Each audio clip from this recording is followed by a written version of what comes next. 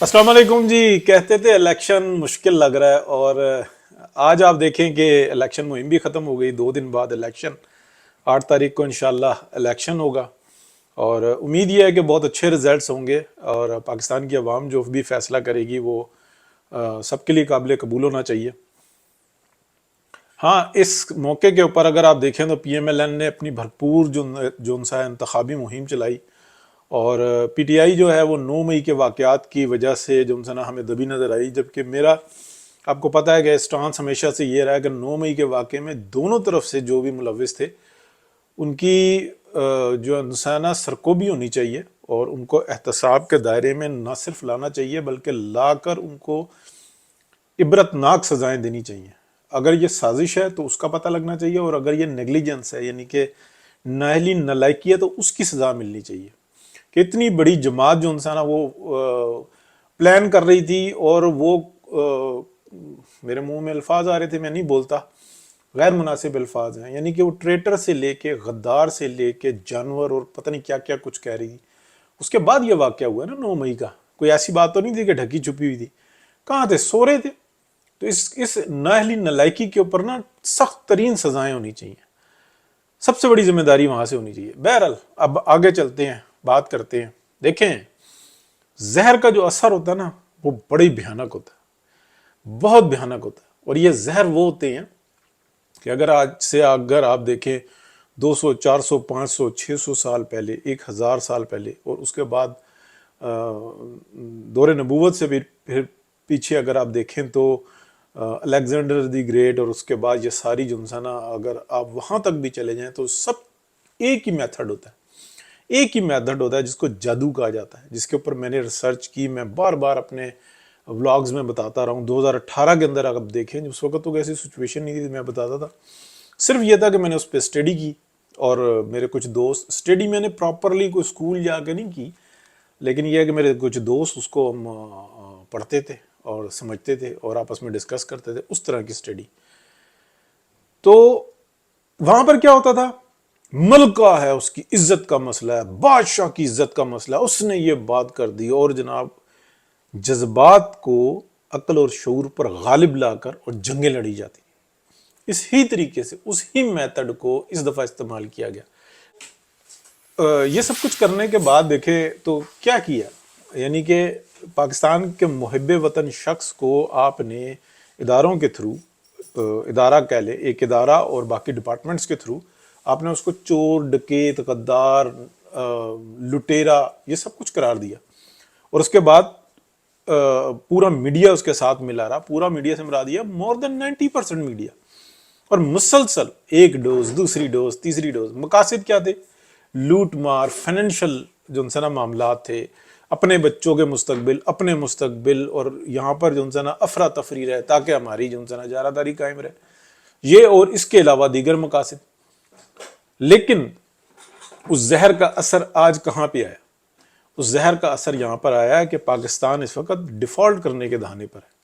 उसको अल्लाह अल्लाह करके जो ना बचाया गया। डेट्स में आपको बता चुका कि कब से ये मामला शुरू हुआ, ओपन हुई, और उसके अंदर क्या किसका किरदार था, वो भी वक्त पर सामने आ जाएगा। इससे पहले ये कोशिश थी, यानी कि अल्लाह ताला ने बचाना था। कभी एक को जिम्मेदारी मिल गई, कभी दूसरे को जिम्मेदारी मिल गई। सिर्फ बात यही हुआ ना।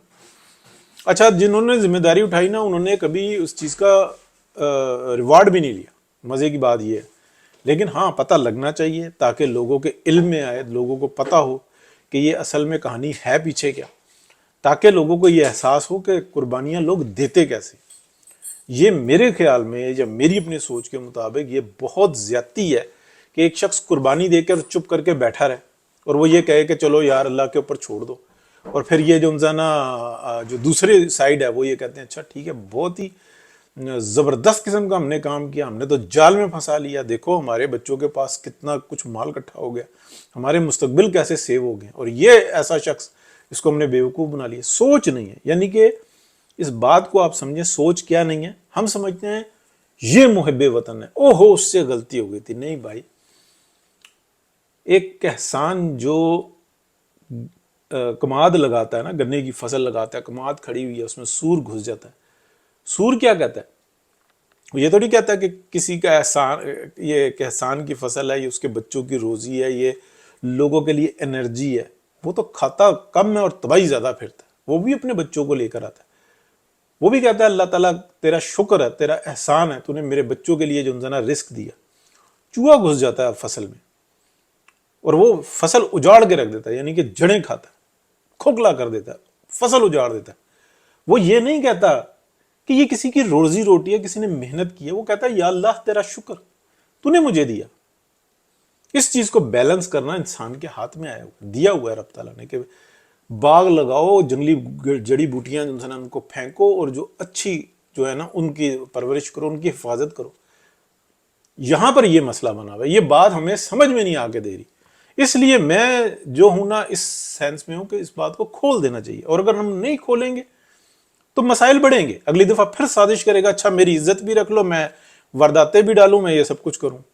تو یہ ساری سٹوری اب میں آپ کو اگلی بتانے لگا ہوں کہ جو صورتحال بنی ہوئی ہے نا اس کے حساب سے انتہائی کٹھن وقت ہے یہ جس کے اندر ہم چل رہے ہیں. اور ہمیں یعنی کہ ایز اے پاکستانی معیشت کو سنبھالنا بہت ضروری ہے. آئی ایم ایف پیچھے نہیں ہٹے گا. اگر اس وقت میں یہ چاہیں کہ حکومت آ جائے لیکن وہ ہمارے اوپر کوئی کام نہ کرے، یعنی کہ ہمارا احتساب نہ کرے، ہم سے کوئی سوال ہی نہ کرے، معاملہ نہیں سنبھلے گا.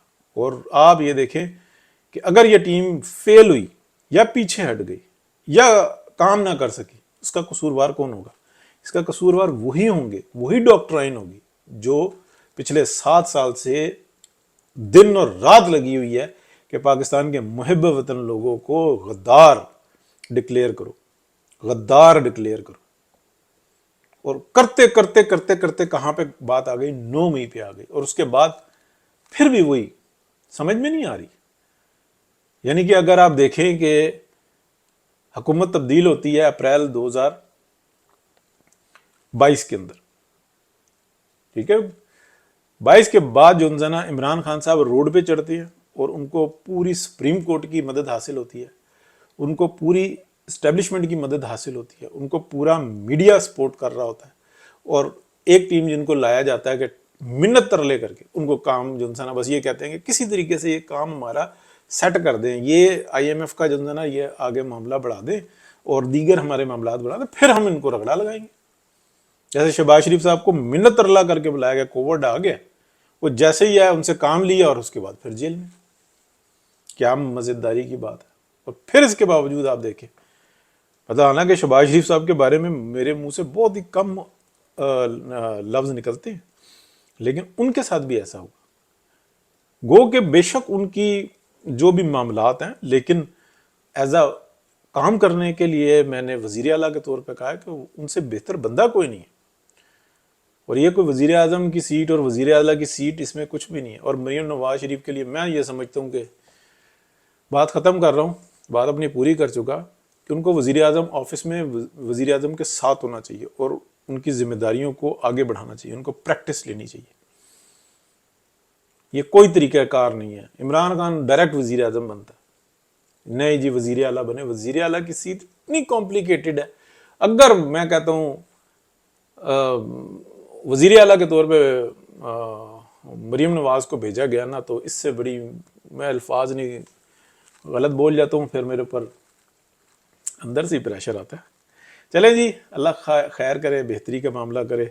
ابھی کوشش کرتے ہیں، ولاگ تو بنا لیا ہے، پچھلے 4 گھنٹے سے جو نا اٹلی میں ہوں میں، اور موبائل سروس جو نا بند ہے، کچھ اس میں کنفیوژن ہوئی ہے. ایک کمپنی ہے اس کی تو بند ہے کنفرم، باقیوں کا مجھے پتہ نہیں. تو 2-3 لائنیں ساری جو سی ہیں نا وہ بند ہوئی ہوئی ہیں. میں نے کہا ولاگ بنا لیں، بعد میں جو نا اس کی کر لیں گے سیدھا بدرہ. اوکے جی، اللہ حافظ.